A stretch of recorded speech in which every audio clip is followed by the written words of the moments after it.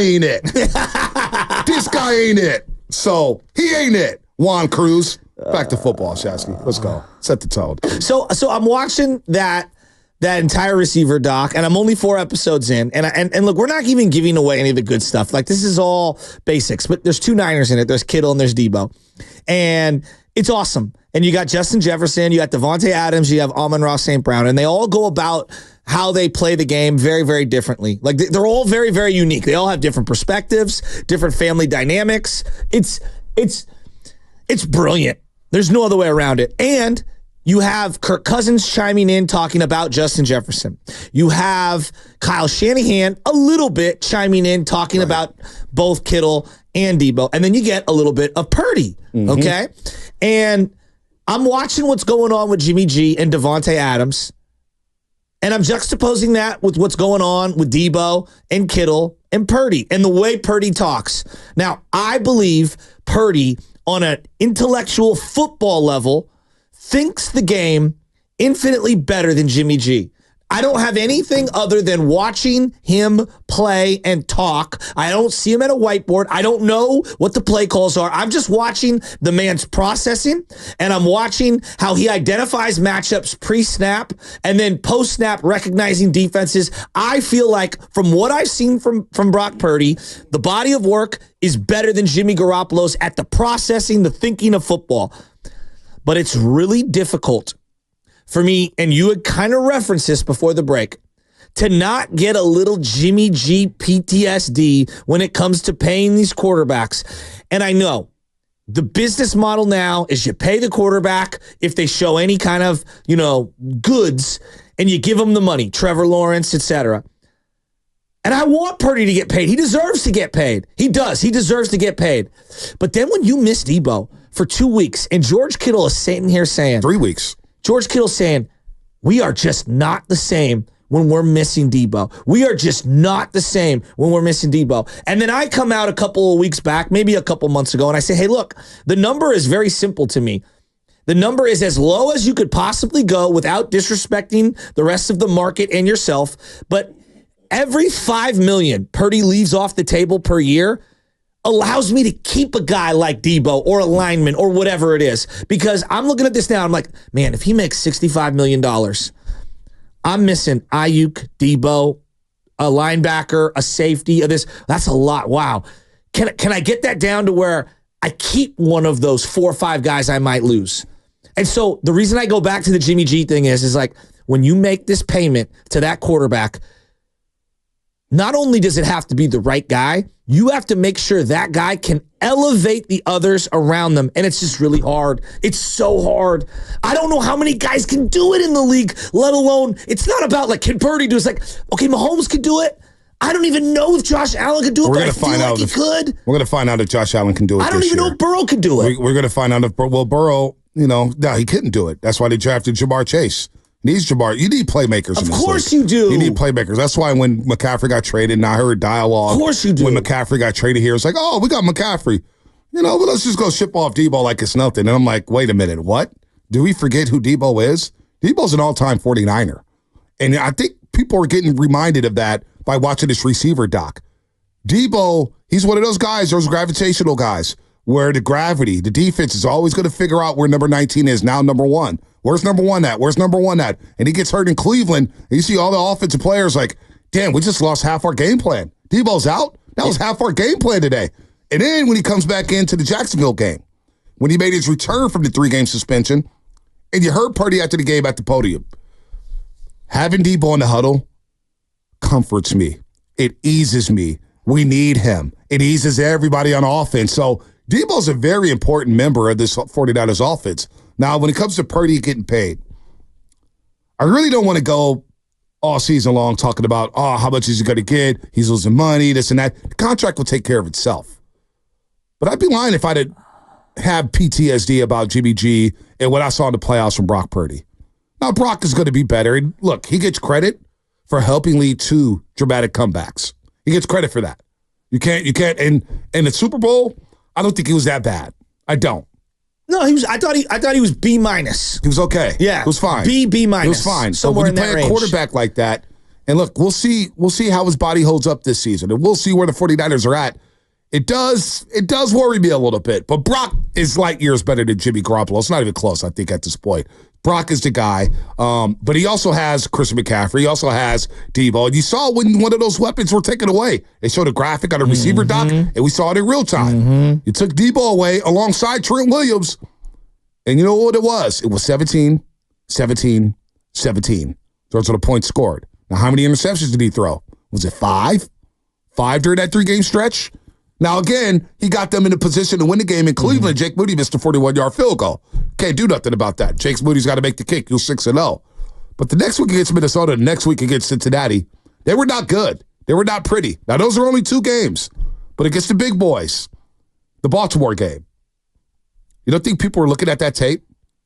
And I believe the the new head coach from Baltimore, or the new head coach for Seattle, I should say, was the Baltimore defensive coordinator. He was. Jay McDonald, correct? Yes. And one of the top 2 safeties in the league, and Kyle Hamilton, had a monster game. Monster game. And in fact, he kind of played with Purdy in the sense of he was faking certain coverages.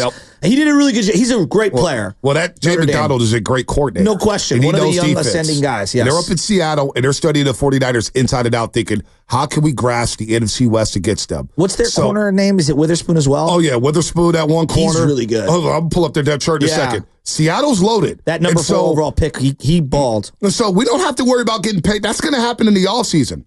But Purdy's play will dictate that. And we'll see what happens here. Now, you got Ryan Grubb as the offensive coordinator. Mike McDonald's the head coach. Mike McDonald. And their corners. Devon Witherspoon. And you got Tariq Woolen. That's right. You got Rick Woolen. It was a couple years earlier. And you got Kobe Bryant, free safety. Backing up Julian Love. They got some players up there in Seattle.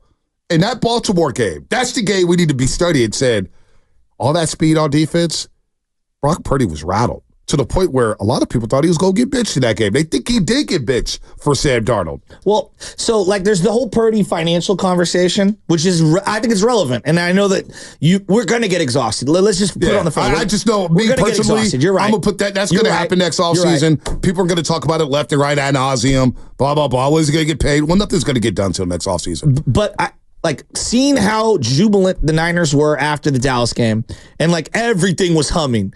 And then one play in, you lose Deebo, and it just felt like everything went. And Trent was also missing. Yeah, he was. But everything went awry after that moment. It did. It made me start thinking about the Aiyuk situation, and I'm like, everybody keeps saying we keep Aiyuk, we move Deebo, we keep Aiyuk, we move Deebo. I know you can't keep everyone. This is where the Warriors are at. You can't keep everyone forever. I'm not ready to move Deebo just yet. And I know I'm prisoner of the moment. I watched the doc. He's endearing. Deebo's a very lovable guy. And I'm watching Kittle. I'm not ready to move off Kittle either. This team has unfinished business. I want to see them win a Super Bowl. And I've been real with you. I've been kind of pissed off. I believe the unprofessionalism, not over the top, but at times, of Brandon Aiyuk has kind of made me come on, Brandon. And I'm not mad at him. I'm going to root for him. But it's kind of can you I get it. You want to get paid, and I understand. It's football, and I see these guys in their injuries. Deebo did the same thing. It's been a little egregious this year. You're posting Washington football commander practices. He's strolling. All I'm saying is this. Can we all just get on the page just for this year? You're going to make the $15 million, all right? Deebo didn't get that because he wasn't a first-round pick. You're going to get the $15 million this year, and it sucks. And yes, the game, as I'm watching Devontae and all this, it is violent. Any play could be your last. Amon-Ra St. Brown's playing with a torn oblique for crying out loud. I'm always going to be in football and pro football. I'm always going to be pro player. I get it, but I'm always going to be pro player. But hear me out here. Hear me out. He does get the guaranteed $15 million, which it's not the end of the world. He wants to guarantee $50-60 million. And you may not get that if you get hurt. Bonte, you go out there, tear ACL, then where's your market at? You can't take that chance if you're Brandon Aiyuk. I'm sorry. You just can't do it. I think the Niners have basically told him. I think that's why he's where he's at. I think that he's basically sitting here and he's saying to himself, damn, because they're you're going to play on $15 million, and we're not going to trade you, and we're not going to extend you. Well, you know what? If he sits out, it's going to hurt this offense. It's going to hurt Brock Purdy. But that's my point. Is they're in such a tricky financial spot. If they can't keep the band together for this year, last year might have been their best chance to win it all, and that sucks to say out loud. Well, the way the Chiefs looked we think the Chiefs are going to be a lot better this season. Even though they've got a lot of things happening in the offseason with some of their players, they will be back. Yeah. They will be back with a vengeance, and they're trying to go three-peat. So they may, but when it comes to Aiyuk, I can't tell him to say, hey, play for the 15. I'm not doing that. I'm not doing that, especially after watching the receiver doc. The hits these guys are taking and what he means to this offense.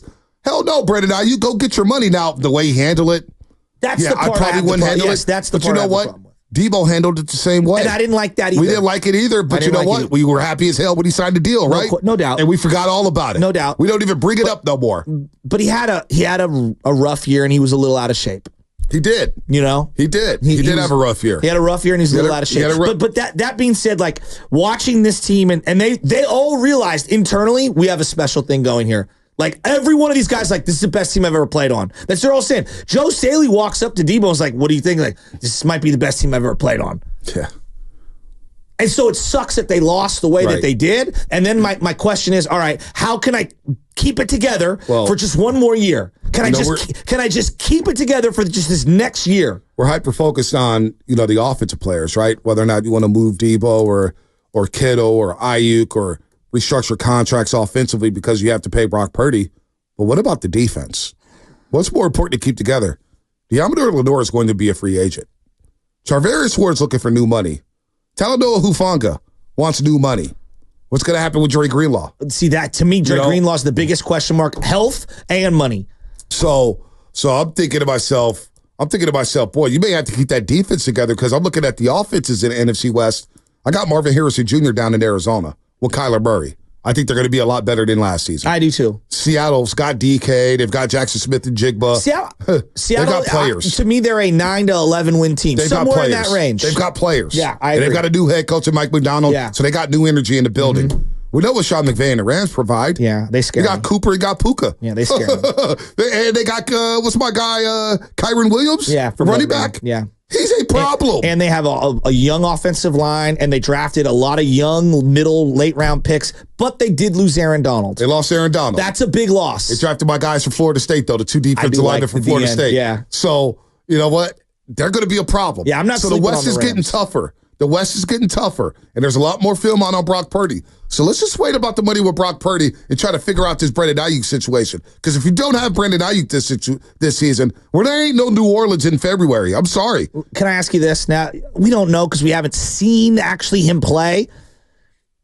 The more and more I think about it, I actually think Ricky Pearsall is an Aiyuk replacement, not a Deebo replacement. Might be. You think running routes down the field? Maybe. I just don't like how this was handled, especially because Brandon Aiyuk went on the Pivot podcast and he let everything out. Well, and you know what? And I don't have a problem with the podcast, but he did say, look, we approached the 49ers shortly after the Super Bowl to try to get it done and get ahead of it. I know. And then but they don't have any waited money. on it. But you waited on it. But they don't have any money. But you waited on it. You could have, backloaded some cash or whatnot, played around with the cap. But then you waited on it. And then all these receivers started getting paid. No, that's undeniable. The market has gone up. But I really think what pissed Aiyuk off is that, damn, McCaffrey, Odom, Juwan Jennings, and I get McCaffrey's important to the he's the most important to me. He's the most important player on offense. But you see all these players get paid around you. It's like, dude, I'm homegrown. I've worked my ass off. I was in the doghouse. What the hell happened? By the way, the doghouse comment, he goes, I was in the doghouse. He was. What? He was. And Shanahan was like, yeah, he wasn't in no doghouse. No, he was. Come on, he was. Come on, Shady. Yeah.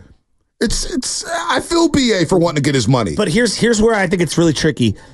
They whiff so hard at D tackle. They just overspent on Javon Hargrave. Like, yeah. if they would have never given him that money, and then like the Armstead deal in retrospect doesn't look good, and we kind of knew it in real time. So like I look at one or two bad signings like that when you have this huge lump sum to pay the quarterback. Right. It's affecting them now. Yep. Now it's affecting them. It's finally hit their books, right? And so they're in a really tough spot. You didn't bring up Aaron Banks is another player they got to retain. No doubt. I mean, Aaron Banks is somebody that I think is vital to keep moving forward. I'm with you.